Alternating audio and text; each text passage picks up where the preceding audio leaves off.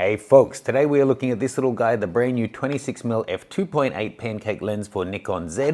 I think it has a really niche market, and to be honest, I can see why a lot of you out there are starting to get a bit frustrated with Nikon and their release schedule. Let's run through how this guy has been marketed. Nikon say it's the smallest and lightest lens in the Nikon Z system at 125 grams, and it's able to be so small due to a new design that uses a stepping motor that moves all of the different lens elements in unison. It's dust and weather sealed, has a close focus of 8 inches or 20 centimeters, has 3 spherical elements, and comes in at just under $500. That all sounds pretty good, right? Well, let's consider this lens as well. This is the 28mm f2.8 compact prime. Rather than being a pancake, it's a compact. This is 2mm longer, a little bit heavier, but I think for most people, it was already filling that place in the market. Note, this guy has a plastic mount rather than the metal one of the 26mm, but both lenses are made in Thailand. The 28mm has dual stepping motors compared to the 26mm single stepping motor. It's also significantly quieter focus, this big guy, and despite being bigger, it's only 1 ounce heavier than the tiny one. They both have a control ring built in.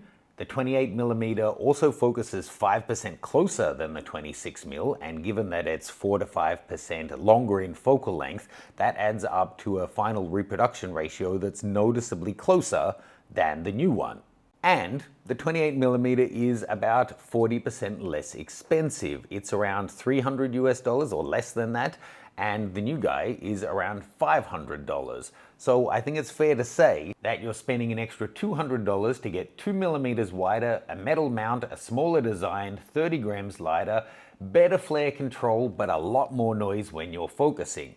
So you have to ask the question, was this lens really necessary when we had a lens so close that was already cheaper, that in some ways performs better, filling that point in the market when we have so many lenses and gaps in the lineup that people are really waiting for things to be released? Now, before I answer that question, or give you my opinion on it at least, please check out my Nikon Z setup guide. If you're in the Z system, it runs through every single camera, both DX and FX cameras, shows you how to get the most of them out of the box through the initial setup, what every physical control of them does. Then it takes you into a deep dive so you can customize it for the kind of shooting you do, and runs through every single menu option in the system. It's a living document that updates as there's new firmware and new cameras released. You can check it out, link is in the description below.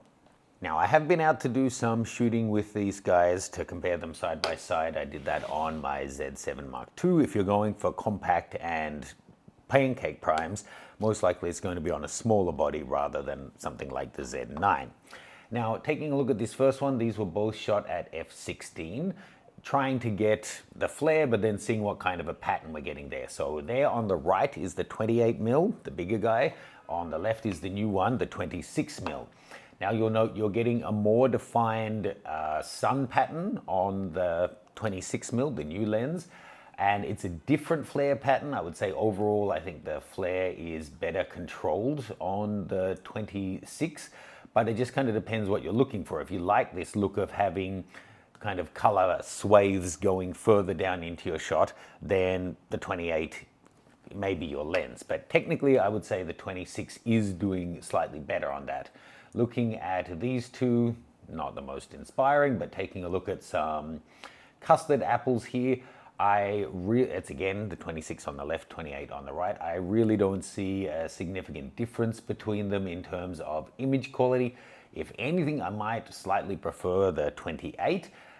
These ones were shot at f2.8, but on most of these I did a variety of different apertures, and you can download all the sample files for free below.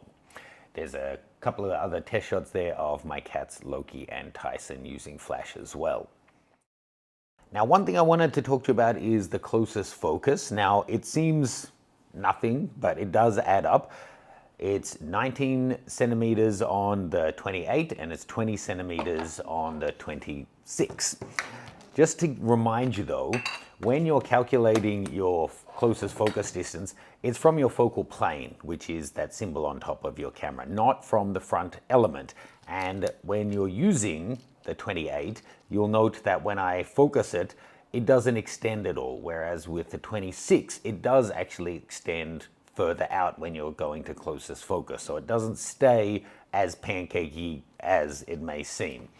So when you have a lens like the 24-70, which has a relatively good closest focus distance, you're measuring that still from back here. So you actually end up getting so much closer to the front element of the lens on something like this. So just to give you a quick idea of closest focus, let's grab a nice little test pattern here, throw my camera into manual focus.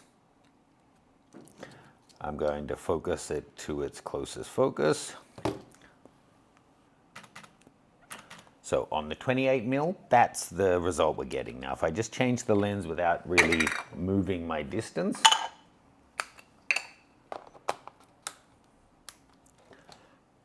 as I move slightly, just ever so slightly back, there we are. And you'll see though, because it's a wider lens and because we had to move slightly further back, you get a much smaller final reproduction. And there's that little lens sticking out the front of the camera. Just to give you a little bit of perspective, the 24-70 f4 gets you a much bigger image. Here at 70mm, again, we'll go to closest focus. Okay, so it lets me focus to that close, and you can see just how much closer that is.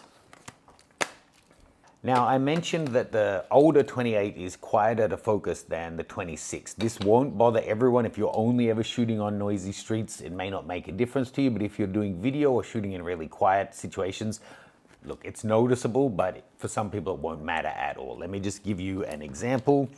Switching this back to continuous autofocus, I'm going to put my mic right next to it.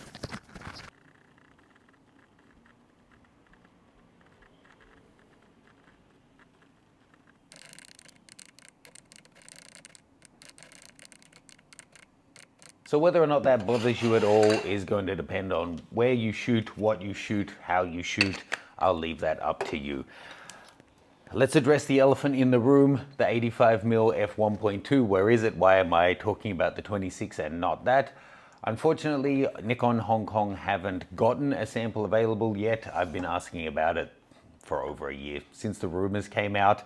Apparently when it comes in, I'll be the first to get to try it out, but unfortunately I'm just not able to yet. Who knows, I may end up getting to test it sooner in America or Australia with my upcoming trips than I will actually here in Hong Kong. But please do like and subscribe, there'll be more coming. Check out the sample files below. Just to let you know, anyone who's interested in doing some face-to-face learning, I'm back on the road running workshops and tours. I have a trip coming up to Kyrgyzstan in August. I'm coming over to the States for workshops in New York and LA, hopefully to Singapore later in the year, and I have an EOI up at the website where you can list out other cities that you'd like to see me visit as well. Links for all of that are below. Let me know your thoughts on these lenses. Was the 26 necessary when we already had the 28? And I'll see you guys soon.